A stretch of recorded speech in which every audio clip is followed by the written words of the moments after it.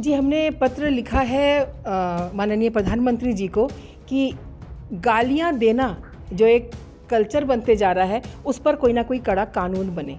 इस आशय का पत्र लिखा है कि उसके लिए सबसे पहले ज़रूरी है ओटीटी पर लगाम लगाई जाए। बहुत बड़ी पीढ़ी का अंतर आ चुका है मैम। अभी शिक्षा जो है संस्कृति संस्कार का दूसरा पर्यायवाची शब्द है ये शिक्षा, लेकिन शिक्षा में कहीं भी संस्कृति, नैतिक शिक्षा, धार्मिक शिक्षा, इसका तो दूर दूर तक अता पता नहीं है। प्रयास करते हैं कि बच्चों को अच्छे संस्कार दिए जाएं, लेकिन ये जो मोबाइल में वेब सीरीज़ वगैरह जो आते हैं उस पर कोई सेंसर नहीं है, जिसके कारण वो अपशब्दों का प्रयोग होता है, गालियों का उपयोग होता है।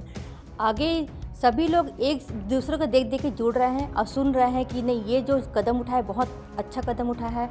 ये हम लोग के लिए बहुत ही गर्व की बात है कि हम इस बात को उठाए हैं। हमारी संस्कृति में महिलाओं को देवी की संज्ञा दी गई है और देवी का सम्मान यानी देवता वहां आकर बसते हैं।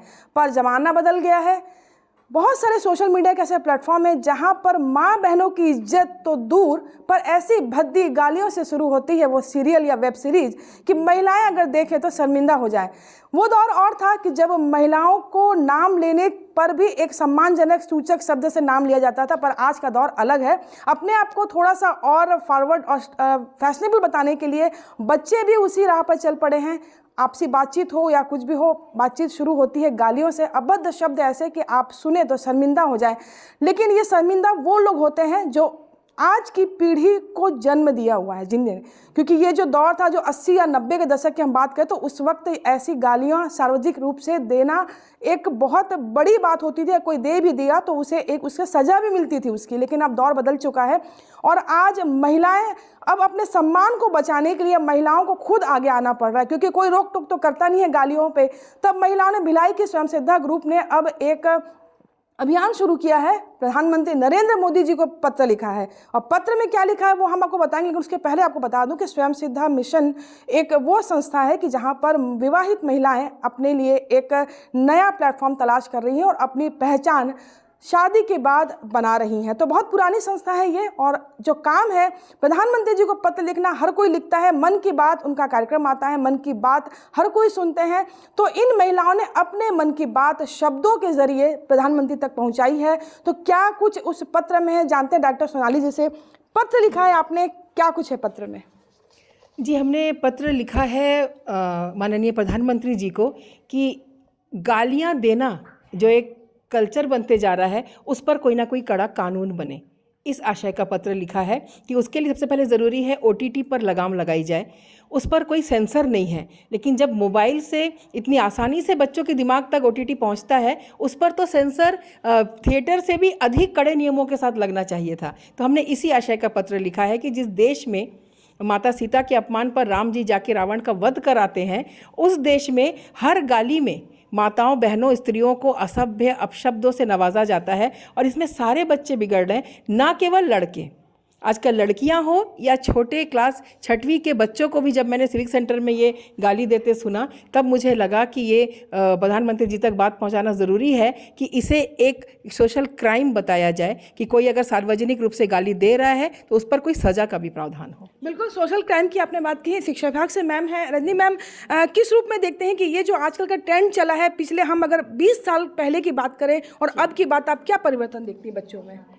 बहुत बड़ी पीढ़ी का अंतर आ चुका है मैम। अभी शिक्षा जो है संस्कृति संस्कार का दूसरा पर्यायवाची शब्द है ये शिक्षा, लेकिन शिक्षा में कहीं भी संस्कृति, नैतिक शिक्षा, धार्मिक शिक्षा, इसका तो दूर दूर तक अता पता नहीं है।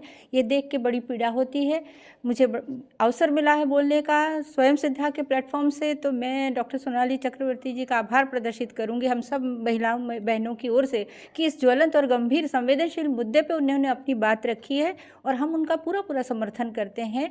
ये तो बहुत पहले होना था, लेकिन जब आँख खुली तब सवेरा एक स्वयंसिद्धा जिस अम्ब्रेला के तहत हम सब महिलाएं बहनें जुड़ी हैं, तो उसके माध्यम से हम अपने माननीय प्रधानमंत्री जी तक ये बात पहुंचाना चाहते हैं, क्योंकि हम अपने भारत को विश्व गुरु के रूप में देख रहे हैं। तो जहां संस्कृति और संस्कार जो है वो सब सर्वोपरि होना चाहिए, तो इसलिए हम चाहते हैं कि इस पे निश्चित रूप से कोई ना कोई सज़ा कानून का प्रावधान बने। इतने धड़ल्ले से माँ बहनों की जो गालियाँ निकलती हैं लोगों के मुंह से, वो न केवल सुनने वालों को बल्कि हम सबके लिए बड़ा बहुत ही अपमानजनक स्थिति का है। अप्रिय स्थिति से बचने के लिए हम सब लोगों ने जो बीड़ा उठाया है, ये अभियान अब दूर दूर तक चलेगा मैम।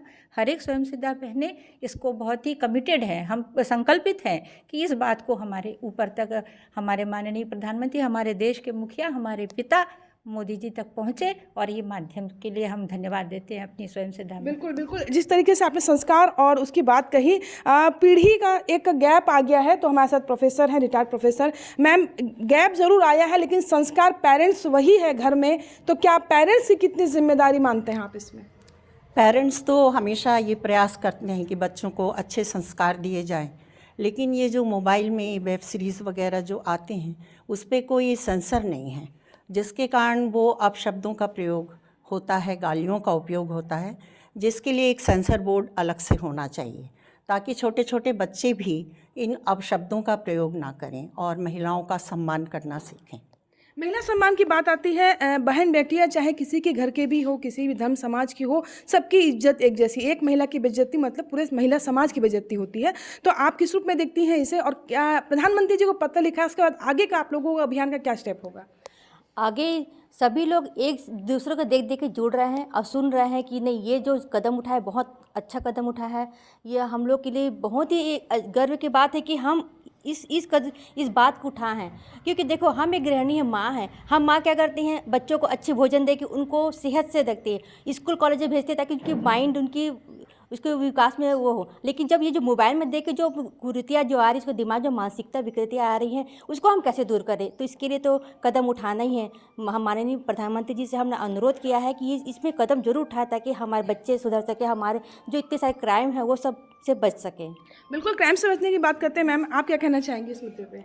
मैं यही कहना चाहूँगी कि जैसे ये मैडम ने ये मुद्दा उठाया है, हम सबको इसके साथ होना चाहिए, क्योंकि हम घर में जब देखते हैं कि बच्चों के साथ हम ये फिल्म ऐसे नहीं देख सकते हैं। पहले जो खुशी खुशी जो है हम अपने परिवार के साथ देख सकते थे, लेकिन अभी देखने में बहुत दुविधा होती है हमको।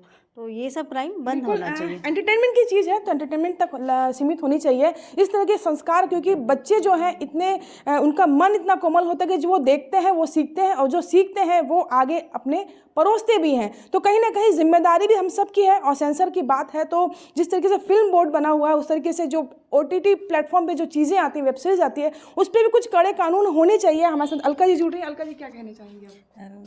मैं चाहूँगी कि स्वयंसिद्धा ने जो मिशन चालू किया है उस पर आज आपके चैनल के द्वारा मैं बाकी देश की समस्त महिलाओं को चाहूँगी कि एकजुट होकर इसके लिए प्रयास करें कि ये वेब सीरीज़ पर गालियों की जो बौछार हम महिलाओं के लिए हो रही है उस पर रोक लगे और एक कानून बने जो कि सबके लिए हमारे एक जो गौरव की बात है महिला होना, उस पर शर्मिंदगी हमें ना हो, ये मैं चाहूँगी। बिल्कुल, महिला होना गौरव की बात है। और हम उस देश में रहते हैं जहाँ पर महिलाओं को सर्वोपरि माना गया है।